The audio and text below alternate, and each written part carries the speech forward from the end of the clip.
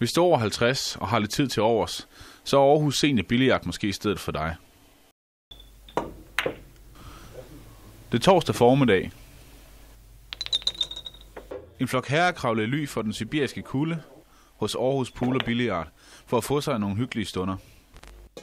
Vi spiller fra mandag, tirsdag, onsdag, torsdag, fredag. Vi kan komme til at spille fra 8:30 til 8:30.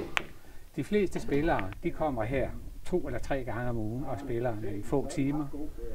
Det er sådan, jeg vil tipse en spiller i snit per måned spiller nok omkring 20 timer. Var det godt nok, Hugo? Det er jo perfekt. Godt. Vi har haft regnskab. Årets regnskab.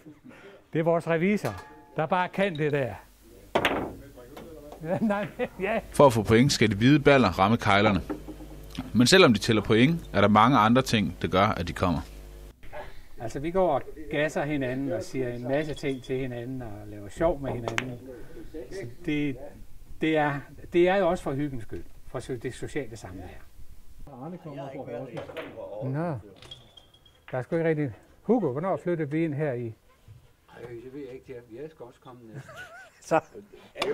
Allerførst, der lå den lige herovre i Bispebjerg. Ja, men i hvert fald, vi har været her til 12 år. De fleste af os, der spiller billard her, har i deres unge dage, da vi var teenager, der har vi spillet lidt billard. Og billard er jo en dejlig sport.